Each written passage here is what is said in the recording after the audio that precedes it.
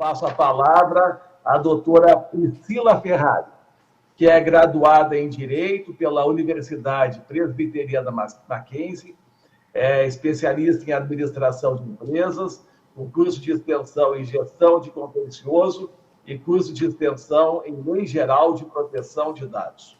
Atuou no jurídico consultivo de cartões, operações de varejo imobiliário, societário, fusões e aquisição.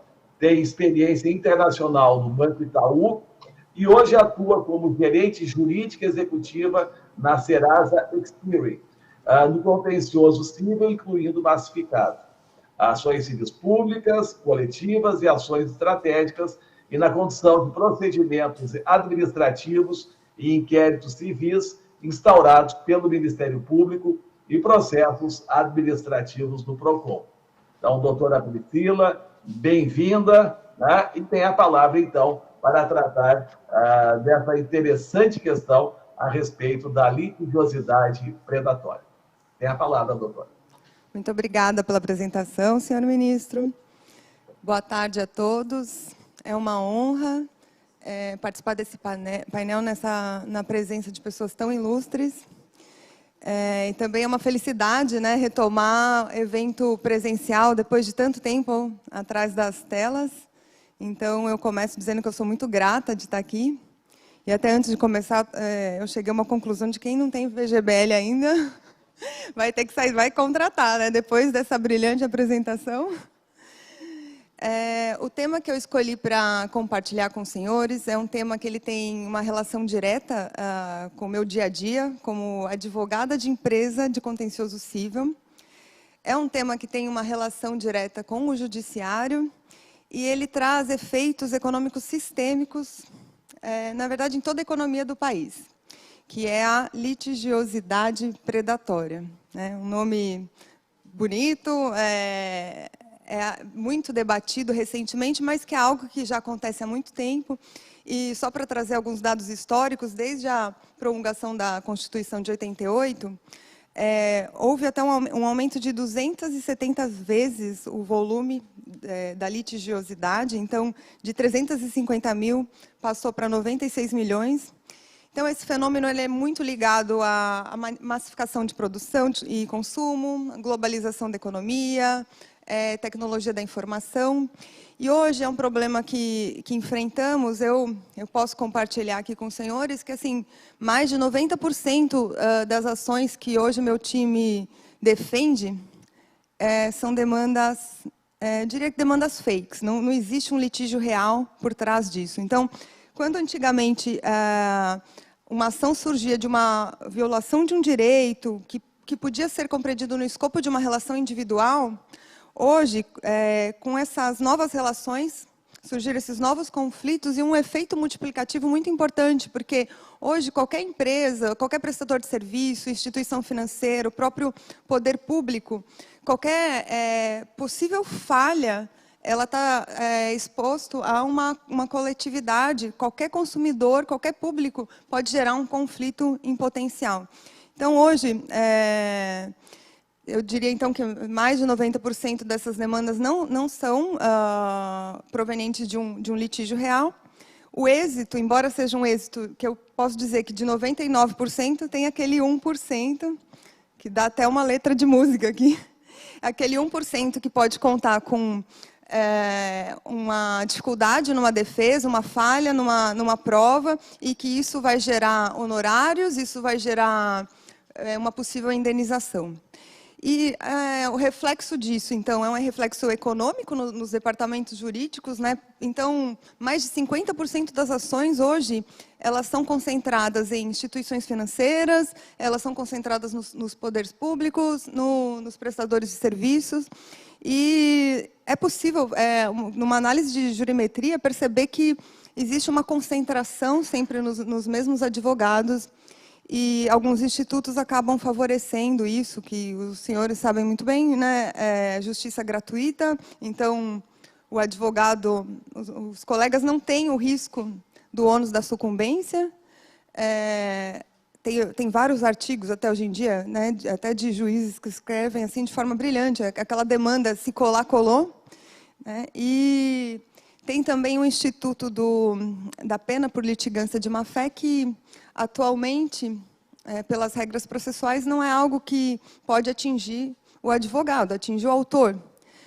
O autor, muitas vezes, não sabe nem o que ele está litigando, nem contra quem. Então, seria injusto o autor arcar com qualquer valor, né? E o advogado ele acaba saindo sem risco, né, nesse tipo de demanda.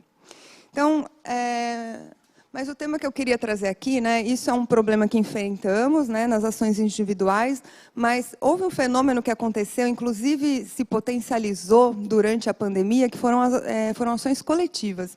Então, eram demandas patrocinadas por associações supostamente de defesa de consumidores, mas que a grande maioria eram associações de fachadas. Até o pessoal do meu time fazia um trabalho de investigação assim, para procurar onde que é a sede dessa associação.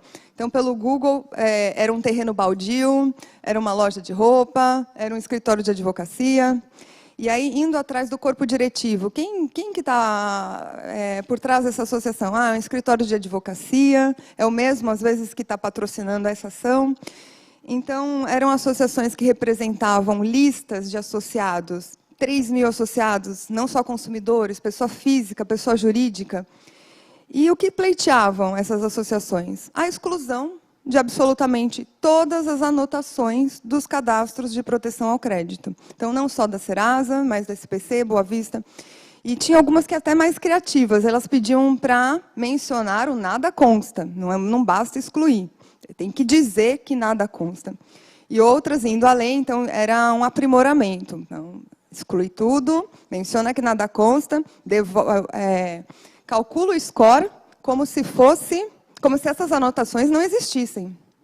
Então, os argumentos eram diversos, né, antes da pandemia. Então, uma suposta falta de comunicação, e aí corriam todos os birôs para comprovar a comunicação prévia de mais de 3.000 associados, mas até aí a liminar já tinha sido deferida, até juntar toda a documentação, os concedentes de crédito já tinham consultado aquela lista de CPF, aquela lista de CNPJ, já tinham concedido crédito, novamente, para nova inadimplência de quem estava lá com o nada consta.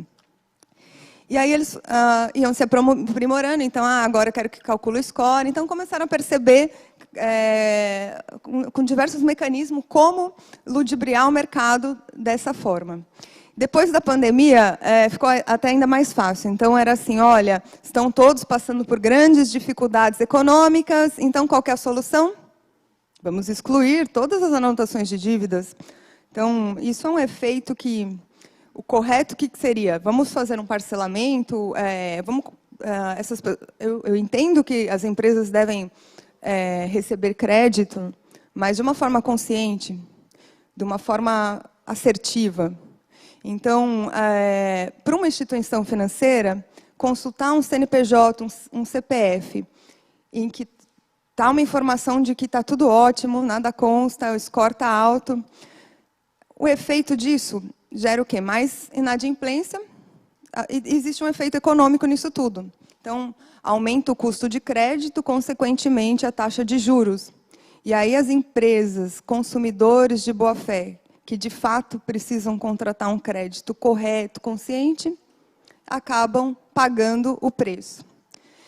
Mas ainda existe um efeito ainda pior, porque estamos falando de grande instituição financeira que já faz parte do risco de negócio, essa inadimplência.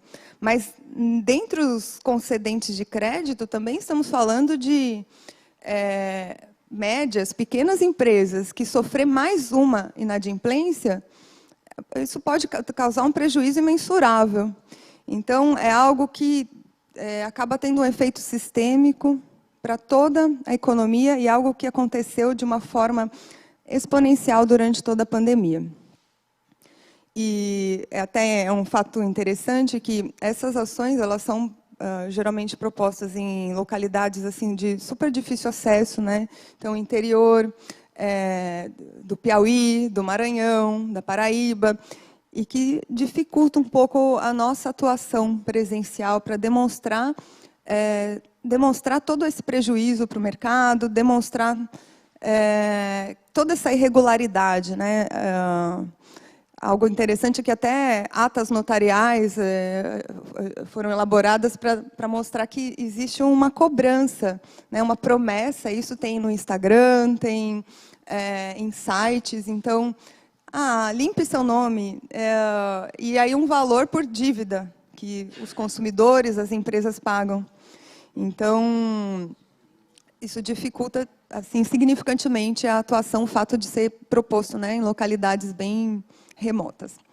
Mas, assim, agora falando um pouco do lado bom disso, né, tivemos várias iniciativas, né, ao longo da pandemia no combate, né, dessas práticas. Então, fizemos reuniões com o CNJ e tiveram diversos magistrados que notificaram o Ministério Público desse tipo de demanda. Então, o Ministério Público chegou a pedir dissolução de diversas associações.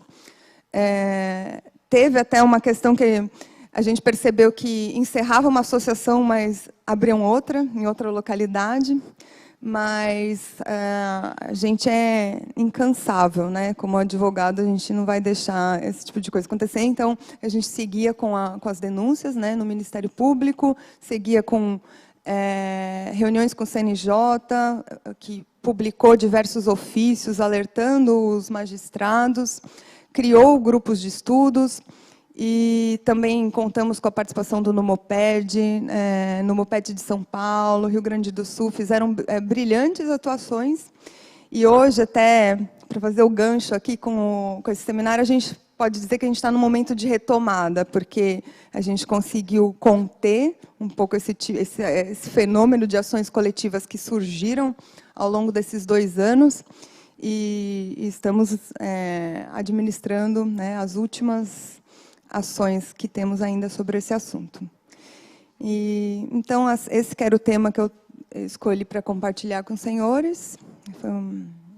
E espero que, a partir de agora, a gente possa realmente cada vez mais lidar com litígios reais em que, de fato, necessitem e não usem o judiciário de forma indevida, né, que essas demandas acabam causando mais morosidade e prejuízo ao próprio erário público, né? Então, era isso. Agradeço a atenção dos senhores